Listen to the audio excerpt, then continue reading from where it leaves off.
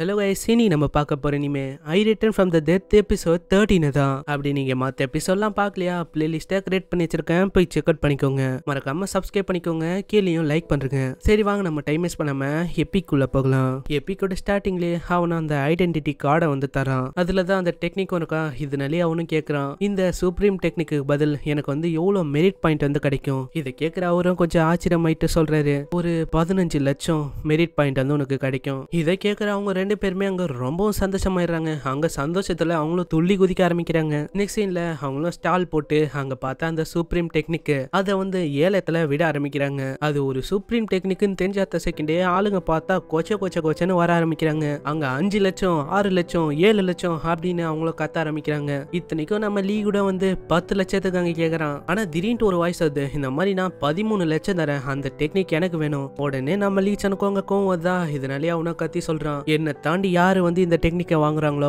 அவங்க வந்து எனக்கு எதிரியா மாறிடுவாங்க. அதனால கொஞ்சம் 1க்கு 4 வாட்டி யோசிச்சு பாருங்க. இதை கேட்கிற ஆளுங்களும் அங்க வந்து யோசிக்க ஆரம்பிக்கிறாங்க. அப்படி ஒண்டி ஆச்சுன்னா அவ்வளவுதான், அவன் வந்து நம்மள விட்டு வைக்க மாட்டானே. இந்த சைடு அதெல்லாம் கண்டுக்காம அவன் பார்த்தா அங்க 13 லட்சத்துக்கு கேட்டுன்னு இருக்கான். திடீர்னு பின்னாடி ஒரு வயசு அது 20 லட்சத்துக்கு எனக்கு தந்துருங்க. ஆனா இதை கேட்கிற லீச்சானு அங்க கேட்கறான், யார் அது, நான் இருக்கும் போது 20 லட்சத்துக்கா இப்படின்னு அவனும் பின்னாடி பார்க்க அது பார்த்தா ஒரு பொண்ணு தான். மிஸ் ஏங்குங் நீங்களா, என்ன ஏதாச்சும் ப்ராப்ளமா என்ன இந்த மாதிரி நான் இந்த டெக்னிக்கை வாங்குறதுக்கு? இல்ல எனக்கு வந்து எந்த விதமான ப்ராப்ளமும் இல்ல. இதனாலேயே அவங்களும் அங்க போய் வாங்க ஆரம்பிக்கிறாங்க. இந்த மாதிரி என்கிட்ட வெறுமா 20 லட்சம் மெரிட் பாயிண்ட் தான் இருக்கு, அதனால நீ வந்து இந்த சூப்ரீம் டிவைன் டெக்னிக்கை வந்து எனக்கு தர முடியுமா? லின்சனும் அங்க பார்க்க அவனுக்கும் நல்லாவே புரிஞ்சு போயிடுது, இது வந்து இவங்க மேல இருந்து வர ஆரா, ஆஃப் டிவைன் ரிலேமோட ஆரா.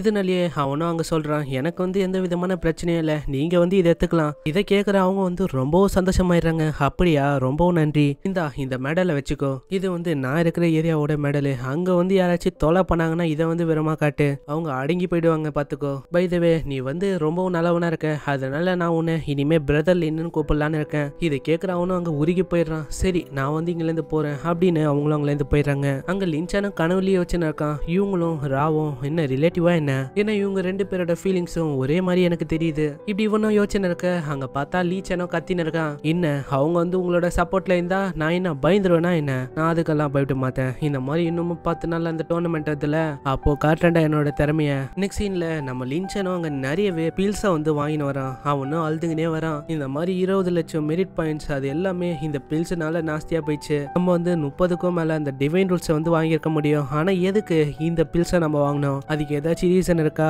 அது சொல்லுங்க. அது வந்து உன்னோட லெவல் 9க்கு பிரேக் த்ரூ பண்ணி போறதுக்காக தான் நான் உனக்கு இப்படி பண்ணிருக்கேன். சரி அப்போனா இந்த பில்லு, இதை பாக்குற பிளட் எல்லரும் அங்க ரொம்பவும் கோமா, இது ஏண்டா டேய், நான் வந்து உனக்கு நல்லது செய்யலான்னு பார்த்தா நீ வந்து என்னைய கேள்வி கேட்டுன்னு இருக்கியா? அப்படி நீ ஒண்டி திரும்பவும் ஏதாச்சும் கொஸ்டினை கேட்டேன்னு வச்சுக்கேன், அவ்வளவுதான், இந்த மாதிரி நான் வந்து மஞ்சு போயிடுவேன் பாத்துக்கோ. அப்படி எல்லாம் சொல்லக்கூடாது. இந்த மாதிரி நீங்க வந்து இல்லனா நான் வந்து என்ன பண்ணுவேன், நீங்க வந்து ரொம்ப நல்லவங்க, நீங்க வந்து மாறியக்கூடாது ஓகேவா? ஆனா அதுக்குள்ளேயே பிளட் எல்லரும் சொல்லுது, லின்சன் இந்த மாதிரி நீ கொஞ்சம் ஜாக்கிரதையாரு, இன்னமும் பின்னாடி அந்த 3 பிளக்கா பசங்க ஃபாலோ பண்ணி தான் இருக்காங்க.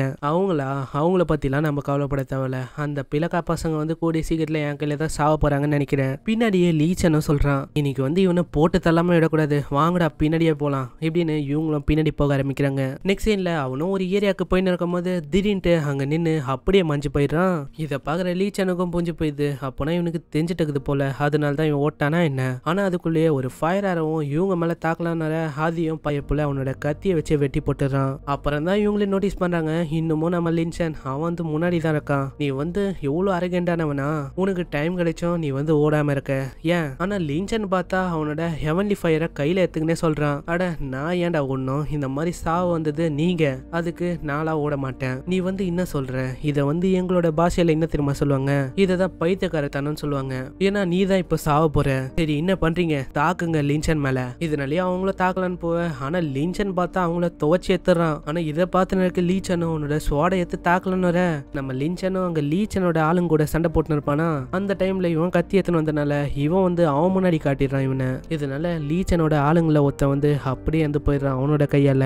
இதை பார்த்துன்னு இருக்க லீச்சனும் ரொம்பவும் கடுப்பாயிடுறான். லின்சன் நான் வந்து கண்டிப்பா விட மாட்டேன், இதுக்கு வந்து நீ தான் பதில் சொல்லணும் பாத்துக்கோ. நான் இவங்க 2 பேருமே எழுதனால நான் வந்து கண்டிப்பா உன்னை கொலை பண்ணாம விட மாட்டேன் பாத்துக்கோ. அதே தான் நானும் சொல்றேன், இந்த மாதிரி அவங்க இருக்க இடத்துக்கு நான் உன்னை அனுப்பிச்சு வச்சிடறேன், நீ வந்து கவலையே படாத. ஆனா இதை கேட்கிறேன் அவன் வந்து ரொம்பவும் கடுப்பாயிட்டு அந்த சோடை தூக்கி அட்டாக் பண்ணலான்னு போறான். ஆனா உடனே அவனோட பில்லை யூஸ் பண்ணி அங்க ஒரு சீல்ட உருவாக்கி அவனை வந்து உள்ள மாட்ட வச்சிடறான். இதனாலே லீச்சனாலேயும் அங்க ஒண்ணுமே பண்ண முடியல. அட நீ வந்து என்னடா பண்ணி வச்சிருக்க, என்னால அசைய கூட முடியல, நான் வந்து எப்படி வெளில வர்றது? ஆனா அதுக்குள்ளேயே லின்சனும் அதை அப்படியே வெடிக்க வச்சிடறான். இதனால லீச்சனுக்கும் அங்க பயங்கரமா அடிபட்டுது. லின்சன் நீ வந்து என்ன கொல்ல கூடாது, நீ வந்து கொன்னுட்டேன்னா அவ்வளவுதான், என்னோட அண்ணன்காரனுக்கு தெரிஞ்சா அவன் வந்து உன்னை போட்டு தள்ளாம விட மாட்டான், அதனால என்னை விட்டுடு. நீ என்னடா சொல்றது, அதெல்லாம் நான் கண்டுக்க மாட்டேன், எனக்கு ஆர்கியூ பண்றது சுத்தமா பிடிக்காது. இப்படி சொல்லிட்டு அவனும் அவனோட பவரை யூஸ் பண்ணி லீச்சனை அங்கேயே கொண்டுறான். அப்புறம் தான் அங்க பிளட் எல்டரே சொல்லுது, நீ வந்து கொஞ்சம் ஜாக்கிரதையா இருக்கணும் லின்சன், யாருன்னு தெரியல இந்த மாதிரி உன்னை நோக்கி தான் வந்து நடக்காங்க. இப்படி பிளட் எல்டர் சொல்றதோட இங்கே இந்த எபிசோட முடியுது.